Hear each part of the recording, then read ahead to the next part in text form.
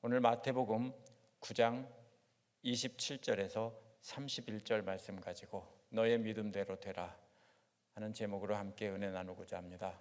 열왕기 하 4장 1절에서 7절에 보면 잘 아시는 말씀인데 두 아이를 종으로 뺏기게 된 어느 불쌍한 과부가 나옵니다.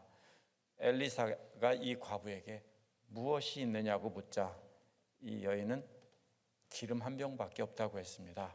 엘리사는 그 과부에게 모든 이웃에 가서 그릇을 빌려오라고 했습니다. 최대한 빈 그릇을 많이 빌려오라고 했습니다. 이 과부는 엘리사의 명령에 따라 그릇을 빌려왔습니다. 두 아들과 함께 빌려와서 명령에 따라 문을 닫고 들어가서 기름을 한 병을 따르기 시작했는데 기름은 끊임없이 나왔고 기름들이 다 찾아 기름도 그쳤다고 했습니다. 준비된 그릇만큼 바로 하나님의 은혜가 채워진 것입니다. 오늘 말씀도 이 그릇에 하나님의 은혜가 가득 채워지는 그림으로 오늘 말씀을 이해해야 합니다. 오늘 말씀의 그릇은 그러나 눈에 보이는 그릇이 아니고 눈에 보이지 않는 마음속의 그릇입니다.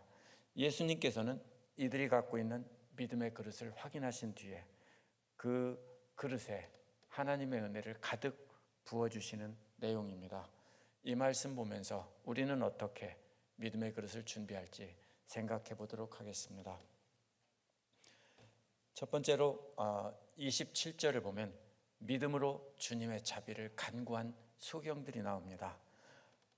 27절에 보면요, 예수께서 죽은 소녀를 살리신 유대교 지도자의 집을 나와서 길을 가고 있었습니다. 근데 길가에 두 소경이 앉아 있습니다. 예수께서는 두 소경의 앞을 지나가셨습니다. 두 소경은 예수님께서 지나고 계신다는 말을 듣고 예수님을 따라오기 시작했습니다. 그냥 따라온 것이 아니라 다윗의 자손이여 우리를 불쌍히 여겨주십시오 라고 외쳤습니다. 아마 처음에는 그렇게 크지 않은 소리로, 음악으로 말하면 메조 피아노로 이렇게 외쳤을 겁니다. 가까이 있으니까요. 그런데 아무 소리 없이 그냥 가니까 목소리는 점점 커집니다. 그러면서 다윗의 자손이여 불쌍히 여겨달라고 외쳤습니다. 계속해서 부르짖는데도 예수님은 아무 대답도 없이 그냥 계속해서 길을 가셨습니다. 그러자 두 소경은 그렇게 가는 예수님의 뒤를 계속 따라가면서 다윗의 자손이여 우리를 불쌍히 여겨주십시오라고 외친 것입니다. 그래도 예수님은 완전 무시하고 계속해서 길을 가셨습니다. 두 소경은 더 큰 소리로 부르짖으며 끝까지 따라가고 있었습니다. 소경이 흔하지 않을 텐데요, 두 소경이 함께 앉아 있었습니다. 왜냐하면요, 이 소경은 죄인으로 취급되었고요, 죽은 시체보다 조금 나은 존재로밖에 인정되지 않았습니다. 사람들에게 멸시를 받던 사람들이었기 때문에 같은 처지에 있는 다른 소경을 만나서 우리 동업하자 해가지고 함께 이렇게 구걸을 했을 겁니다. 이 두 소경은 예수님에 대한 소문을 많이 들어서 알고 있었을 겁니다. 그렇게 들은 소문은 예수님은 자신들의 눈을 뜰 수 있게 해주는 분이라고 믿고 있었습니다. 그러다가 예수님이 지나간다는 말을 듣고 큰 소리로 외친 것입니다. 그런데 예수님은 아무 대답도 없이 계속해서 길을 가지자 끝까지 따라가면서 부르짖은 겁니다. 왜냐하면 예수님만이 눈을 뜰 수 있는 유일한 소망이었기 때문입니다. 만약 혼자라면 대꾸도 않고 계속가는 예수님을 계속 따라갈 수 없었을 겁니다. 근데 한 사람이 소리지다 힘들어서 그만두려고 하면 다른 사람이 또 소리 지르고 따라가니까 같이 계속해서 끝까지 따라가고 있었습니다. 혼자라면 지쳐서 포기하고 싶었을 텐데 함께 하기 때문에 용기를 얻어서 끝까지 따라가며 외칠 수 있었습니다. 그래서 두 사람이 함께 했기 때문에 이렇게 끝까지 따라갈 수 있었습니다. 우리도 마찬가지입니다. 믿음 생활은 혼자 하는 것이 아닙니다. 혼자 한다면 사실 교회가 필요 없습니다. 우리가 믿음의 형제와 함께 이렇게 예수님께 부르짖는 것입니다. 두 번째로 28절에서 29절에 보면 그 믿음을 확인하시고 은혜를 부어주시는 예수님의 모습이 나옵니다. 28절에 보면 예수님께서 이들의 외침을 무시하고 한 집에 들어가셨다고 했습니다. 그 집은 가버나움에 있는 베드로의 집일 것입니다. 그렇다면 예수님은 유대교 지도자의 집에서 나와서 베드로의 집까지 거리가 얼마 됐는지는 모릅니다. 그 거리 동안 가는 동안 이 두 소경은 계속 소리 지르며 따라간 것입니다. 계속해서 불쌍히 여겨달라고 했는데 계속해서 무시한 것입니다. 그래서 두 소경은 베드로의 집까지 따라온 뒤에야 예수님과 대화를 할 수 있었습니다. 그런데 예수님이 소경들이 먼저 말을 한 게 아니라 집 안에 들어와서는 이제 주도권은 예수님께 넘어갑니다. 그래서 예수님이 말씀을 하십니다. 그렇다면 다 알고 계시면서도 의도적으로 못 들은 척하고 대답도 안 하고 그냥 가신 겁니다. 이들이 무엇을 원하는지 알고 있었기 때문에 무엇을 원하느냐고 묻지 않으셨습니다. 대신에 너희는 내가 이 일을 할 수 있다고 믿느냐라고 물었습니다. 예수께서는 베드로의 집에 들어갈 때까지 왜 모른 척 하셨을까요? 여기에 대해서 학자들은 여러 가지 얘기를 합니다. 추측이죠. 어떤 사람들은 많은 무리들에게 병 치료하는 사람이라고 인식되는 것을 피하려고 했다라고 합니다. 어떤 이들은 정치적인 메시아로 여기고 불렀기 때문에 피했다라고 합니다. 왜냐하면 다윗의 자손 예수여라는 말은 정치적인 메시아에 대한 호칭입니다. 이런 뜻입니다. 다윗 시대에 잘 살았던 것처럼 구약 성경에 나온 메시아가 오면 소경을 눈뜨게 하고 안진뱅이를 일으키는 그분을 보고 많은 사람들이 이분이 메시아라고 믿고 저분을 왕으로 삼으면 이스라엘 나라가 옛날처럼 강해져서 주변 나라의 조공을 받으며 잘 먹고 잘 살 것이다. 이렇게 믿었습니다. 오늘날이나 옛날이나 믿는 것은 다 자기들 멋대로 믿는 경향이 강하기 때문입니다. 그래서 그것을 피하기 위해서 그렇게 했다라고 말하기도 합니다. 또 어떤 이들은 은밀한 곳에서 치료해서 제자들을 가르치기 위한 것이라고 말을 합니다. 근데 가장 많은 다수의 성경 해석자들이 하는 의견은 바로 이 두 소경의 믿음의 그릇이 준비되어 있는지 확인하려고 의도적으로 모른 척했다, 이렇게 해석합니다. 저도 그렇게 해석합니다. 그래서 두 소경의 믿음의 그릇을 확인하기 위해서 예수님은 의도적으로 모른 척하신 겁니다. 계속해서 길을 가시면서 저들이 외치는 것을 들으면서 저들의 믿음이 그릇이 완전히 비어 있다는 것을 확인을 하셨습니다. 저들은 진정으로 심령이 가난한 자였습니다. 심령이 가난하다는 말은 아무것도 의지할 것이 없다는 뜻입니다. 그 마음 속에 의지할 수 있는 돈이나 세상 어떤 지위나 권력이나 어떠한 믿음의 행위나 아무것도 없다는 겁니다. 오직 하나님뿐이다. 이것이 심령이 가난한 자라는 말의 뜻입니다. 예수께서는 이미 아시면서도 그들의 믿음의 그릇을 완전히 비어 있는지 확인하시려고 그렇게 길을 간 것입니다. 이 두 소경은 예수님을 따라가며 자신들을 불쌍히 여겨달라고 부르짖었습니다. 그런데 불쌍히 여겨달라는 말이 9장 10절에 나오는 긍휼을 원한다고 하신 말씀과 같은 어원을 가지고 있는 말입니다. 바리새파 사람들은 하나님에 대한 믿음의 그릇이 있었지만 그 안에 자기들의 공로가 가득 차 있었습니다. 바리새파 사람들은 율법을 잘 지키는 사람들이었기 때문에 자기들이 지킨 율법으로 쌓은 공로들이 가득 차 있었습니다. 그렇기 때문에 그들은 예수님을 의지하지 않고 자기들이 쌓은 그 공로를 의지하고 있었습니다. 그들의 믿음의 그릇에는 하나님의 은혜가 들어갈 자리가 없었습니다. 이미 꽉 차 있습니다. 그래서 예수께서는 이들의 공로로 드리는 제사를 원하지 않고 긍휼을 원한다고 하신 겁니다. 자신들은 아무런 공로가 없다며 하나님께 자신들의 믿음의 빈 그릇을 준비한 사람들은 불쌍히 여겨주시고 거기에 채워주시는데 이미 꽉 찬 사람은 너는 다 찼기 때문에 내가 줄 게 없다라고 해서 안 주신다는 겁니다. 그렇게 긍휼히 여김받은 자가 바로 마태복음에 나오는 5장에 나오는 다른 사람을 긍휼히 여기는 사람입니다. 그 5장 7절에서는 긍휼히 여기는 자는 긍휼히 여김을 받는다고 한 것입니다. 두 소경은 아무것도 가진 것이 없었고 자격도 없었습니다. 그래서 그저 불쌍히 여겨달라고 하신 겁니다. 불쌍히 여겨달라는 말은요, 자신들은 하나님께 도움받을 아무런 자격이 없다는 겁니다. 우리가 만약에 어떤 사람에게 받을 자격이 있으면 수금하러 가는 거지 불쌍히 여겨달라고 안 하죠. 그죠? 내 돈 내놔라고 하죠. 우리가 열심히 일하고 돈을 받을 때는 어떻게 합니까? 안 내놓으면 멱살 잡겠죠. 그러나 아무것도 한 것이 없는데 달라고 할 때는 뭐라고 합니까? 불쌍히 여겨달라고 하는 거죠. 이들은 하나님 앞에 아무것도 한 것이 없기 때문에 그저 불쌍히 여겨달라고 한 것입니다. 이들의 믿음의 그릇은 완전히 빈 그릇이었습니다. 그래서 마태복음 5장 3절에 나오는 심령이 가난한 자들이었습니다. 하나님밖에 없다는 영적으로 파산자인 것입니다.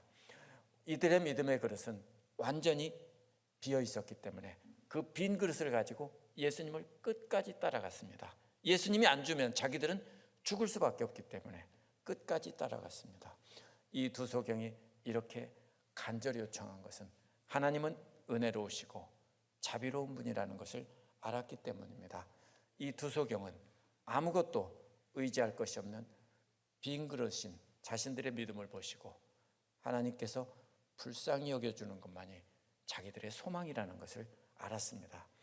그래서 하나님께서 인간의 몸을 입고 오신 예수님은 자신들의 믿음의 그릇 안에 자신들의 거룩함과 경건함으로 가득 채워놓고 예수님 앞에 나오는 사람들은 돌아보지 않는 것입니다. 그런 사람들의 믿음의 그릇은 이미 차 있었기 때문입니다.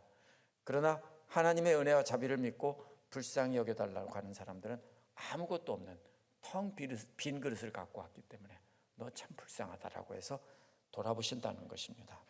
29절은 예수께서 두 소경의 믿음의 고백을 들으신 후에야 그들의 눈을 만지고 너의 믿음대로 되라 라고 말씀하셨습니다. 눈을 뜨게 된 것은 바로 두 소경의 믿음 때문이라는 것입니다. 그러나 믿음 자체가 능력이라는 말은 아닙니다. 믿음은 능력이 아닙니다. 믿음은 단지 빈 그릇입니다. 그릇 안에는 우상이나 다른 세상적인 믿을 만한 것이 단 한 개도 없었기 때문에 능력을 체험한 것입니다. 따라서 그 빈 그릇은 바로 그 하나님의 능력을 체험하는 그 통로가 되는 것입니다. 그래서 그 빈 그릇은 그런데 비어 있기만 해서는 안 되고요, 청결해야 합니다. 그래서 마태복음 5장 8절에 보면 마음이 청결한 자가 복이 있다라고 했습니다. 하나님의 거룩한 은혜를 받으려면 그릇이 더러우면 거기다가 받을 수 없습니다. 마치 이런 것과 같습니다. 누가 깨끗한 생수를 준다는데 길거리에 있는 길냥이 밥그릇이나 개밥그릇 덕지덕지 말라붙은 그 그릇을 들고 가서 받을 수 있습니까? 그건 안 된다는 것입니다. 예수님께서 마태복음 23장 25절에서 28절에서 율법학자들과 바리새파 사람들을 청결하지 않은 그릇으로 비유하며 책망하셨습니다. 뭐라고 합니까? 그릇의 겉은 깨끗이 닦고 그 안에는 탐욕과 방탕이 가득하다고 책망하셨습니다. 너희들 그 안에 더러운 것이 잔뜩 묻어 있는데 그릇 껍데기만 깨끗이 닦았구나 라는 것입니다. 26절에서 소경된 바리새파 사람들에게 먼저 안을 깨끗하게 하라고 하셨습니다. 더러운 것이 가득 차 있는 그릇에는 정결한 하나님의 은혜를 부어줄 수 없다는 것입니다. 아무리 비어있다 해도 음식 찌꺼기가 덕지덕지 붙어있는 개밥그릇 같은 그릇에는 정결한 하나님의 생수를 부어줄 수 없다는 것입니다. 성경은 이렇게 앞뒤로 전체로, 특히 마태복음에서 이렇게 연결해서 읽어봐야 됩니다. 믿음의 그릇이란 19세기 영국의 대주교였던 리차드 트렌치는 이 그릇의 비유로 정결한 믿음과 같은 믿음이 무엇인지를 설명합니다. 그가 하는 말은 이렇습니다. 믿음이란 빈 그릇 같은 인간과 가득 차 있는 하나님 사이를 연결하는 통로와 같은 것이다. 여기에 믿음의 모든 가치가 있다. 믿음은 하나님의 은혜의 샘물로 내리는 두레박과 같은 것이다. 이 두레박이 없이는 인간은 절대로 구원의 샘에서 생명수를 퍼올릴 수 없다. 왜냐하면 샘이 깊고 인간 자신은 물을 퍼올릴 수 있는 아무것도 갖고 있지 않기 때문이다. 또 믿음은 그 자체가 주인을 부자로 만들 수 없는 지갑과 같다. 같다라고 했습니다. 혹시 빈 지갑 가지고 물건 살 수 있는 분이 있습니까? 우리가 뭘 하는 것이 아니라 하나님께서 빈 지갑이나 빈 그릇에 채워주시는 것이 바로 은혜입니다. 그래서 우리의 믿음은 바로 그런 것입니다. 반면에 하나님의 엄청난 은혜는 샘물과도 같은데 퍼내고 퍼내도 계속해서 새로 솟아나는 샘물과 같은 것입니다.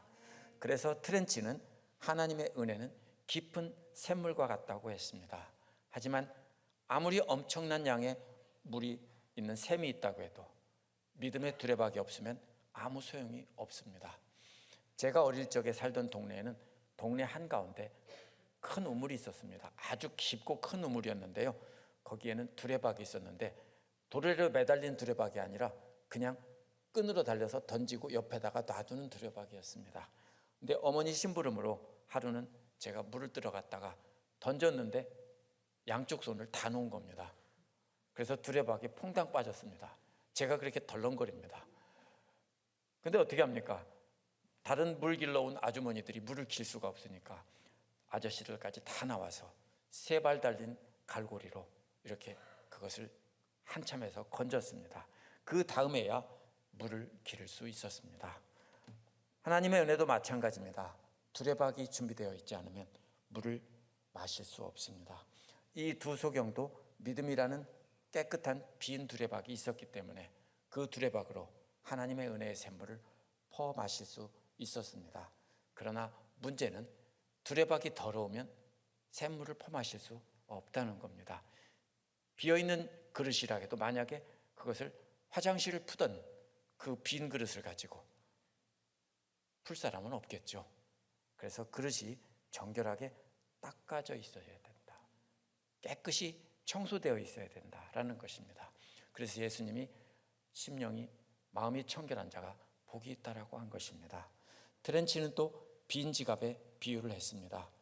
두레박 자체가 물을 줄 수 없는 것처럼 빈 지갑 자체도 주인을 부자로 만들어 줄 수 없다는 것입니다.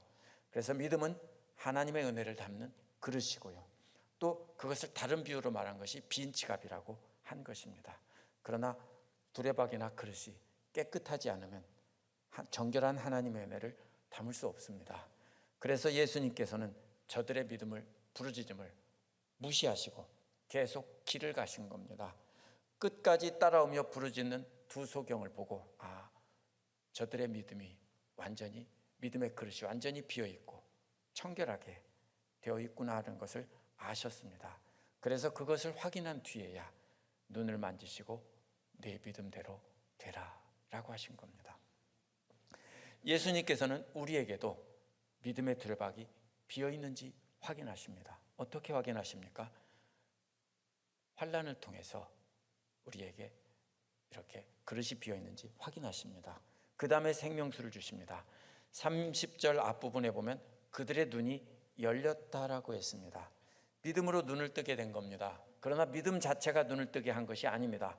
믿음은 단지 하나님의 자비하심을 담은 그릇에 불과하고요, 주신 분은 하나님이십니다.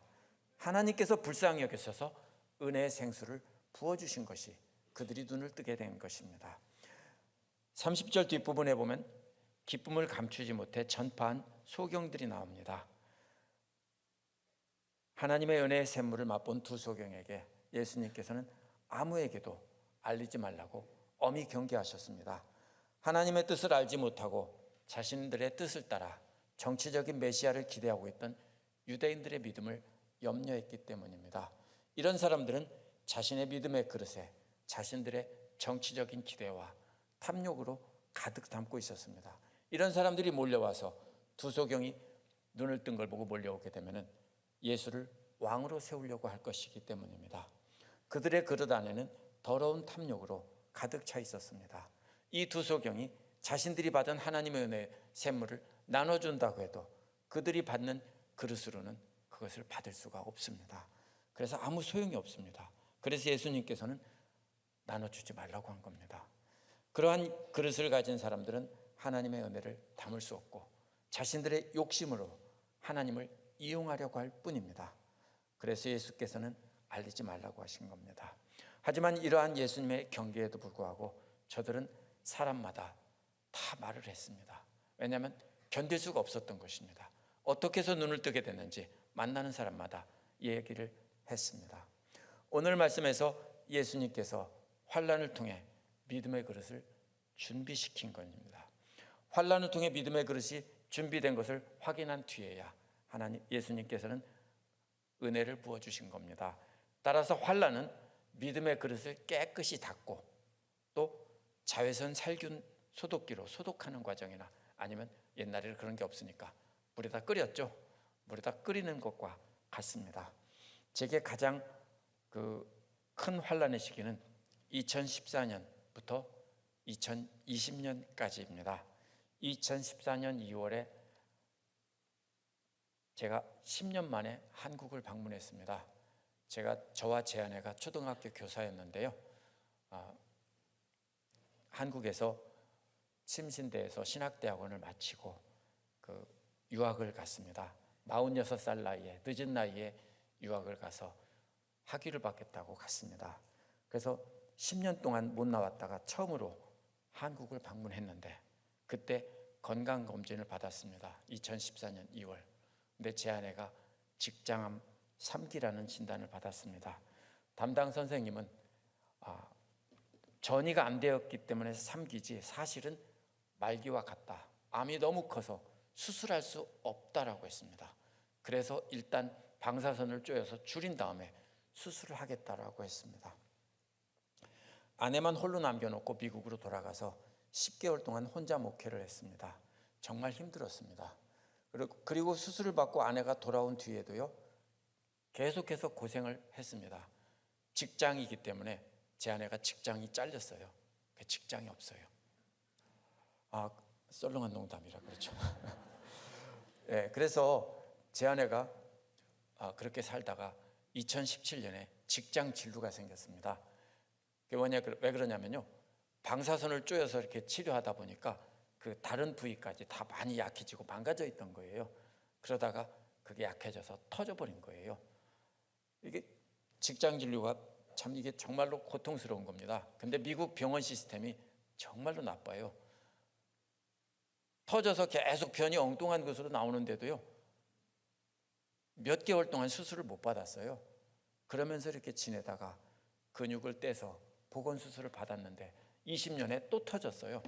그래서 또 한 번 수술을 해서 지금은 아예 항문을 막고 옆구리에다가 주머니를 차고 삽니다. 그런데 죽을 뻔했는데 살아난 그것이 은혜예요. 근데 제가 이 이야기를 왜 하느냐면요, 이때가 제 아내도 정말 힘들었지만 저도 정말로 엄청 힘들었습니다. 2014년부터 20년까지 6년 동안.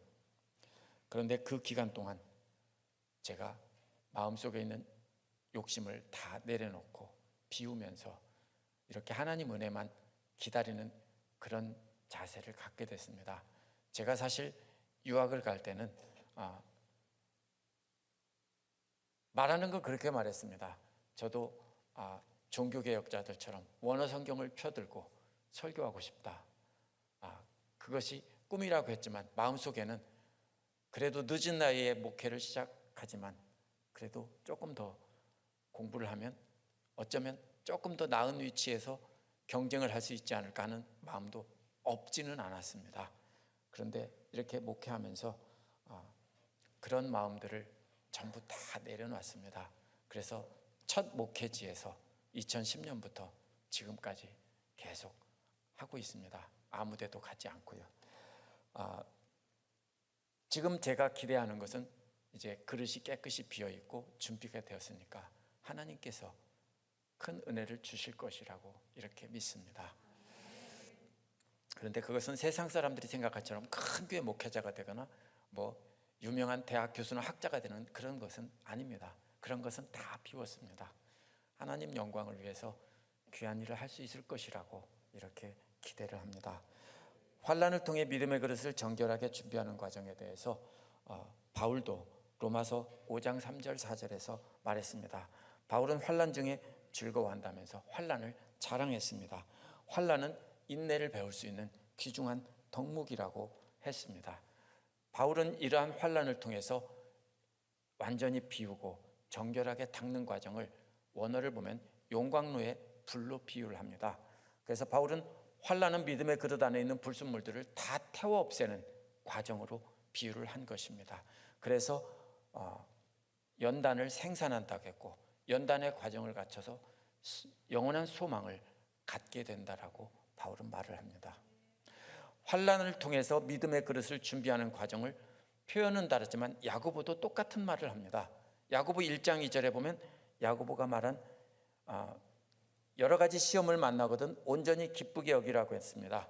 근데 야고보가 시험을 만난다고 한 말은요, 믿음을 지키려고 하다 보니까 핍박에 빙 둘러싸여 포위되어 있다는 뜻입니다.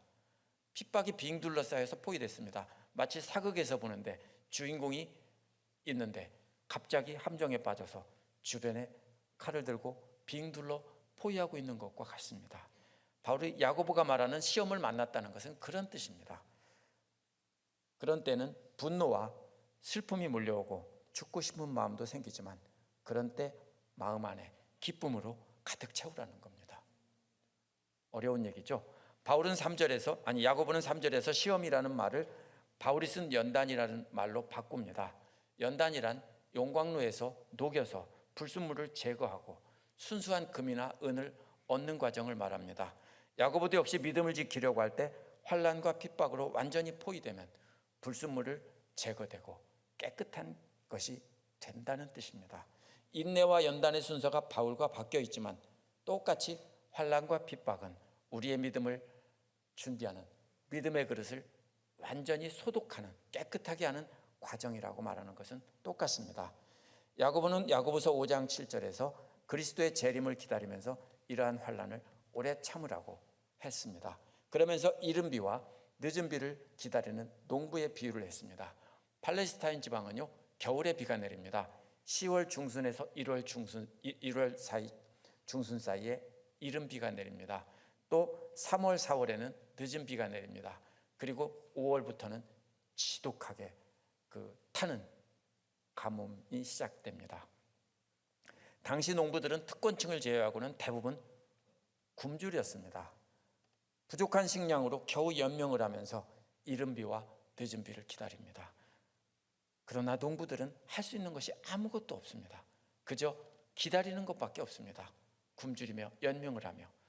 바로 환난과 핍박은 우리의 믿음의 그릇 안에 있는 부정한 것들을 다 태워버리면서 하나님께서 은혜를 부어주시기를 기다리는 과정입니다. 예수님께서 두 소경의 외침을 못 들은 척하고 그냥 가신 것도 바로 이 연단의 과정이었습니다. 우리의 신앙의 선배들이 겪은 고통도 모두 그와 같은 연단의 과정이었습니다. 우리가 환난이라고 생각하고 힘들어하는 것은 대부분 세상적인 욕망들이 온전히 채워지지 못할 때 느끼는 것입니다. 우리가 아무리 두 소경처럼 간절히 기도해도 그런 때는 응답을 안 하세요. 그러한 인내와 연단의 과정을 통해서 우리가 세상적인 불순물들을 다 태워버리고 없애버리실 때 그 다음에야 채워주시는 겁니다. 헨리 나우엔이 쓴 예수님의 이름으로라는 책을 읽은 분이 계실 겁니다. 헨리 나우엔은 하버드대 교수로 있으면서 존경받는 세계적인 학자고 저술가였습니다. 그런데 그가 정신지체 장애우에 들어가서 장애우 공동체에 들어가서 함께 살라는 하나님의 음성을 따라 하버드를 떠나서 장애우들 공동체로 갔습니다. 그곳에서 그가 쓴 책을 읽을 수 있는 사람은 한 사람도 없었고요. 그가 누구인지 아는 사람이 없습니다. 하버드대 교수라고 해도 그게 뭔데라고 생각하는 사람들이죠. 그곳에서 정말 힘들었다고 했습니다. 아무도 알아주는 사람이 없으니까.